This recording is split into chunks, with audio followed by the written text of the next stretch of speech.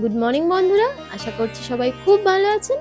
Bong in south ইন্ডিয়ার আরেকটি নতুন ভিডিওতে আপনাদের সকলকে স্বাগত। সেদিন আমরা বেরিয়ে পড়েছিলাম হ্রদ দেখতে যাব বলে। তবে আজকে কিন্তু শুধু আমরা দুজন ছিলাম না, সঙ্গে ছিল আমাদের আরও দুজন বন্ধু।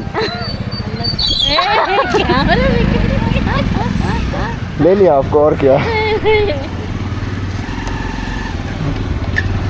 তবে ওরা কিন্তু বাঙালি নয়, ওরা হলো তেলেগু। তো ওদের এই রথযাত্রা কেমন হয় বা কী বিষয় এই নিয়ে খুব ইন্টারেস্ট ছিল, তো আমরা ওদেরকে সঙ্গে নিয়ে নিই, ওরাও দেখুক কেমন লাগে আমাদের এই অনুষ্ঠানটা। আমাদের বাড়ি থেকে কিছুটা দূরেই একটা জগন্নাথ দেবের মন্দির আছে, তো ওদেরকে সাথে নিয়ে বেরিয়ে পড়েছিলাম। এখন আমরা যে মন্দিরটিতে যাচ্ছি তার এক্স্যাক্ট লোকেশন হলো বোলারাম, মানে ওই হায়দ্রাবাদের ওআরআরের সার্ভিস রোডের একদম পাশেই। আর মন্দিরটার দূরত্ব আমাদের বাড়ি থেকে ওই 8-10 কিলোমিটার মতো হবে। এখানে না তেলেগুতে দিদিকে আক্কা বলে, তো এই আক্কাকে সাথে নিয়ে আমরা যাচ্ছি। তো আক্কা আমাকে অনেকবার জিজ্ঞেস করেছিল যে এই রথযাত্রাটা কেমনভাবে হয়। আক্কা সোশ্যাল মিডিয়াতে অনেক কিছু দেখেছে, সেইটা দেখেই আমাকে জিজ্ঞাসা করেছিল। তারপর আমরা বললাম ঠিক আছে চলো, একটা ছুটি নিয়ে ওই দিন যাওয়াই যায়। এরপর কথা বলতে বলতে আমরা ওআরআরের সার্ভিস রোডটা নিয়েছিলাম। ওআরআরের সার্ভিস রোডগুলো কিন্তু খুব সুন্দর, হায়দ্রাবাদের খুব স্মুথ। সার্ভিস রোডটা ধরে কিছু দূর এগোনোর পরেই দেখছি প্রচুর লোকের সমাগম, দেখে বোঝাই যাচ্ছে যে সবাই রথ দেখতে যাচ্ছে। আবার দেখছি রাস্তার একটা সাইডে মেলার কিছু দোকানও বসেছে, তবে এটা যেহেতু সার্ভিস রোড সেই জন্য বোধহয় বড় করে মেলা করার কোনো পারমিশন নেই। খুব ভিড় হবে মনে হচ্ছে দেখে, চলুন আগে যাওয়া যাক। এরপর আর গাড়ি নিয়ে এগোনো যাবে না, তাই গাড়িটাকে রাস্তার একটা সাইডে রেখে দিয়ে আমরা হেঁটেই চললাম।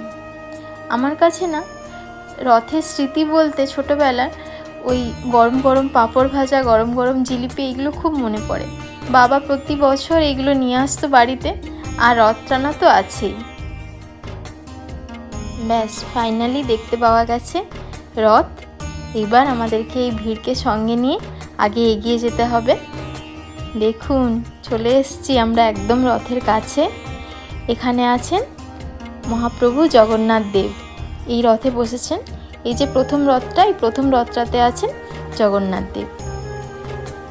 এটা আমাদের কাছে প্রথম রথ হলেও আসলে এটা কিন্তু শেষ, মানে আগে সুভদ্রা দেবী আর বলভদ্র দেবের রথটা কিন্তু এগিয়ে গেছে। কি ভিড়, বাপরে, শত শত মানুষ এসছেন শুধুমাত্র একবার জগন্নাথ দেবের দর্শন পাওয়ার জন্য। খুব ভালো লাগছে এখানে এসে।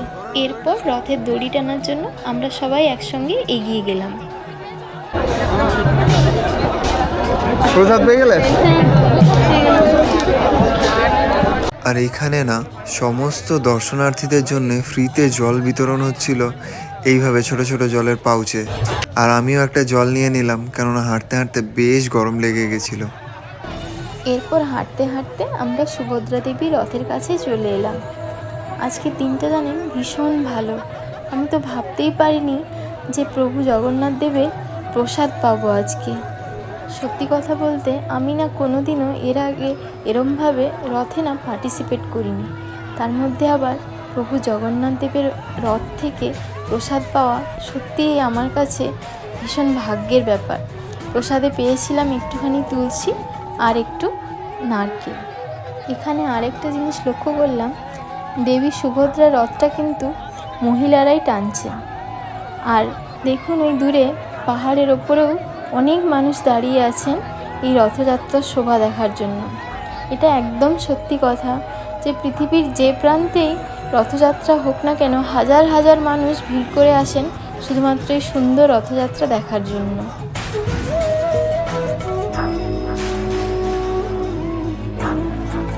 আর এখানে দেখুন একটা উড়িয়া গানে মানুষ কত মন খুলে নাচছে।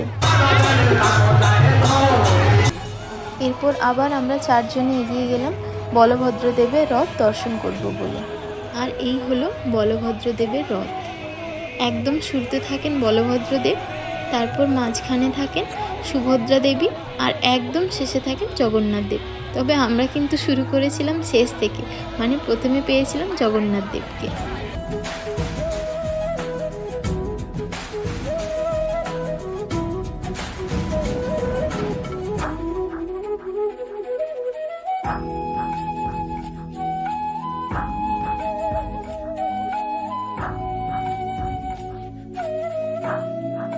এরপর আস্তে আস্তে হাঁটতে হাঁটতে আমরা পৌঁছে গেলাম গুন্ডিচা মন্দিরে।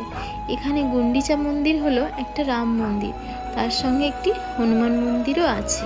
এখানে হনুমানজির একটি বিশাল বড় মূর্তি রয়েছে, আর তার ঠিক নিচেই পুজো দেওয়ার জন্য একটা ছোট্ট করে মন্দির রয়েছে। ঠাকুর এখানে উল্টো রথ পর্যন্ত থাকবে। উল্টো রথের দিন এখান থেকে আবার মেন মন্দিরে ফিরে যাবে। আমরা তো আমাদের রথযাত্রার দিনটা এইভাবেই কাটিয়েছিলাম।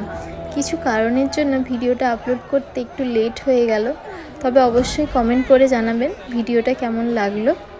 আজকের মতো ভিডিওটা এখানেই শেষ করছি। সবাই ভালো থাকবেন, সুস্থ থাকবেন, আর আশেপাশের প্রতিটা প্রাণকে ভালো রাখার চেষ্টা করবেন। জয় জগন্নাথ।